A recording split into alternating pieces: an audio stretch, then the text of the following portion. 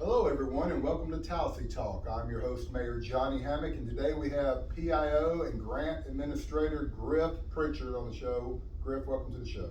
Again, we were hurting for grist, so he had to go down the employment line. Oh, yeah. If anybody out there wants to be a guest on the show, if you're on a Chamber of Commerce, this CDC, that's the Community Development Corporation, a business owner here in town, work at one of the industries, please contact Griff and let's get you scheduled to be on the show. Also, we have my assistant Wendy in here filming Tallassee Transparent today.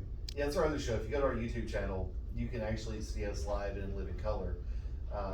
We did a great episode in DC, kind of explaining our DC trip, which was an amazing opportunity to learn how government works and to have conversations with the leadership of this country. Also, hey Wendy. Hey Griff. Well, let's talk about DC. Right now, we got something big going on. It's basically, I've heard 1.2 trillion. Some people say it's a trillion.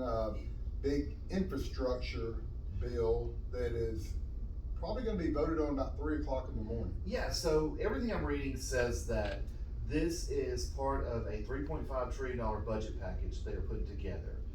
The infrastructure bill, which is bipartisan support, does everything and guarantees $500 billion in new spending. Well, it's interesting in the timing of the vote because the Senate has to allow for 30 hours of debate. Well, depending on when the bill is introduced, that 30 hours is going to take it up to the wee hours of Tuesday morning. So the leadership is going to vote on this before a lot of us even had our first cup of coffee. Well, let's just talk about that. You say bipartisan support. I'm reading that only 17 Republicans are supporting this. Bipartisan is like normal. It's all in semantics. Yeah. All right. Well, I guess that's what the media is saying. It's bipartisan support. I don't think 17 Republicans really, in my opinion, makes it bipartisan. When we were up there, I talked to Senator Tuberville, and he said this thing wasn't going to pass. Yeah, there was little faith in it. And then talking to Congressman Rogers, he basically was questioning the definition of infrastructure.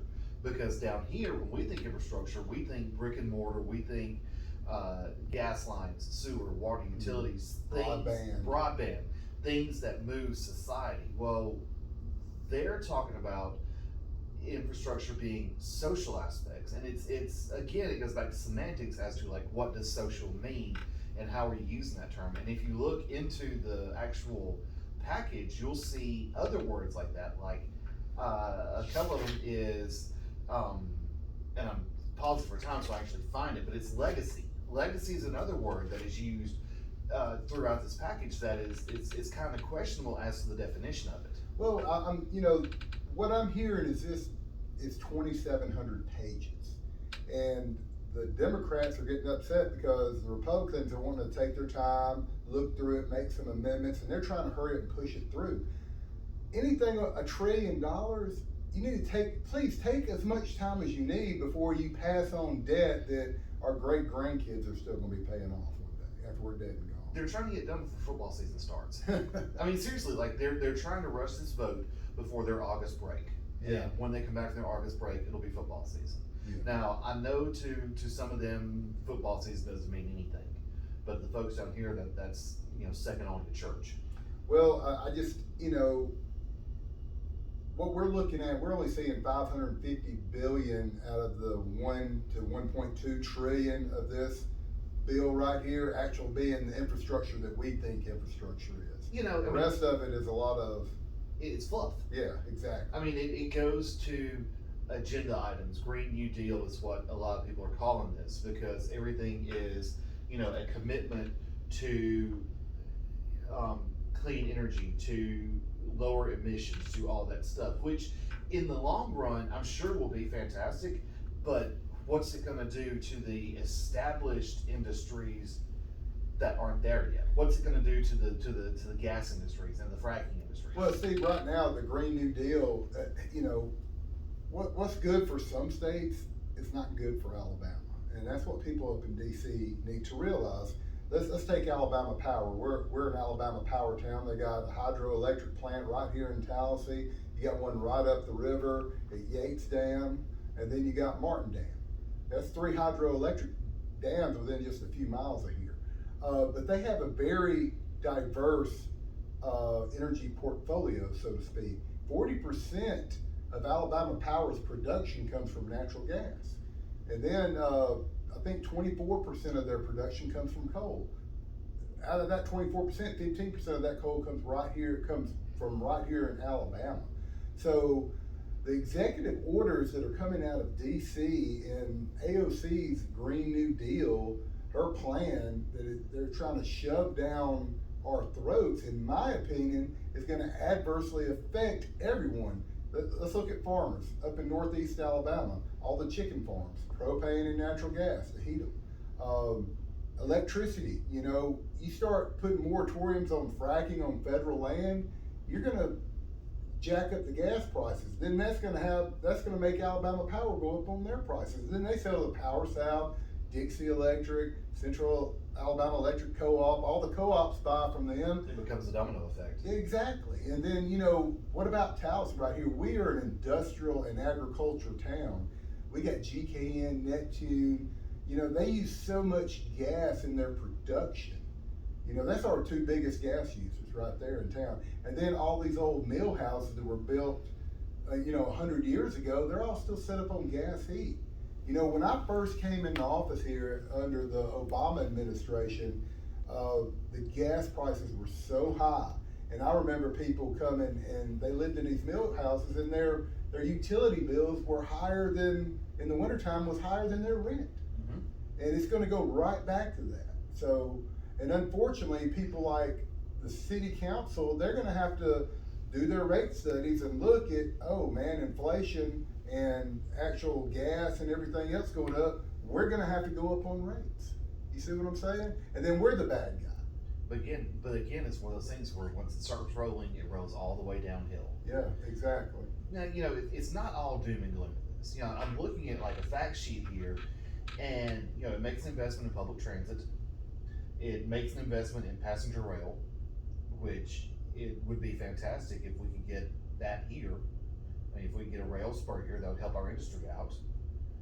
And it makes investment in roads and bridges, and also guarantees broadband.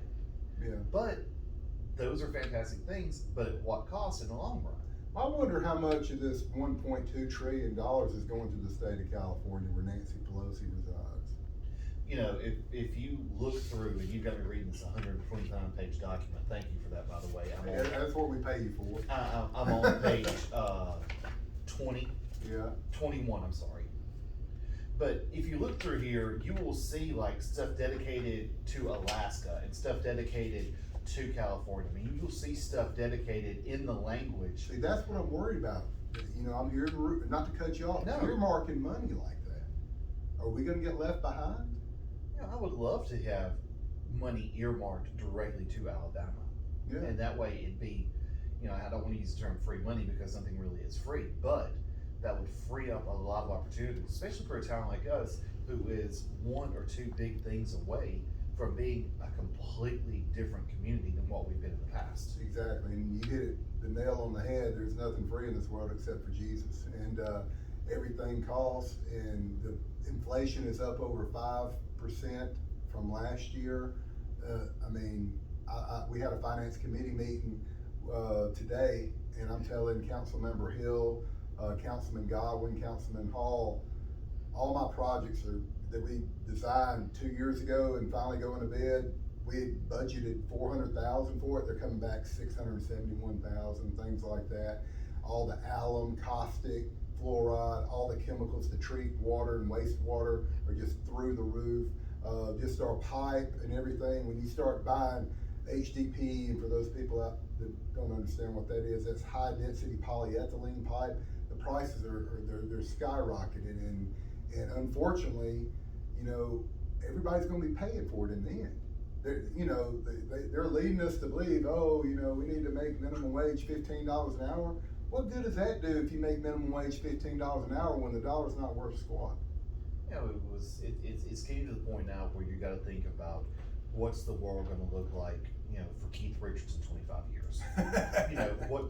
Seriously, like for our grandkids, what are we leaving them? I don't have kids, but for those that do, what kind of burden are you putting on them? I mean, is it getting to the point where the dollar will have absolutely zero value? Yeah, I know on this 2,700 page document, they're trying to give the IRS more teeth and go after cryptocurrency. I don't like the IRS having any more power. I mean, that's my opinion. You might think differently. His name is John Hammond. If you want to do an audit, that's fine. I pay my taxes. I pay my taxes. I ain't worried about it. They can come waste their time and audit me if they want to. I also want to point out the CIA. I'm a big fan of yours. But anyway, I'm just, too much government control, I think, is bad. Absolutely it is. I mean, you start beefing up the IRS.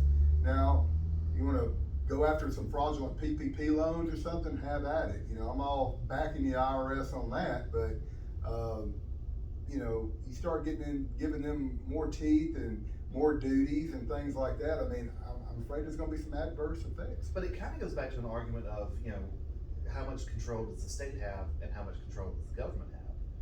Because state can be big government without having as much teeth, as much bite as the federal government does. But it's a little more tolerable because it's on this level and only affects your area. Yeah. Well, that's about all the time we have for today. Griff, thank you for being on the show. I know later on this week we will be interviewing Kenneth Boswell, the director of ADECA. Yeah, I think that's this week, right? Or is it next week? It's next week. Next week. It is. And the interview with Director Boswell is going to be kind of interesting because it's going to be our first on location interview. Mm-hmm. We're taking Tallassee Talks on the road. We are going to the big office at ADECA in Montgomery and setting up there. Yeah, it's coming up in the next couple weeks. I don't have the calendar in front of me, but I'm looking forward to that. Kenneth Boswell. We had the former ADECA director before him, Jim Byard, already on the show, so it'd be good to get Kenneth Boswell on here, the current director. I'd like to get somebody from the League of Municipalities here in the future. I've been talking with Brian Parker. He used to work with Power South, and now he's with the League, and he's starting up that new Economic Development Academy that I'm going to apply for, and hopefully we'll get it accepted to that to go through that school. That would be fantastic to get them on there. And then as we make application to Main Street down the road, I'd love to get somebody from there on there just to kind of talk about their program and how it can help revitalize the town and bring about, dividends down the road. Exactly. Well, Griff, thanks for being on the show, and remember, it's cool to be rural.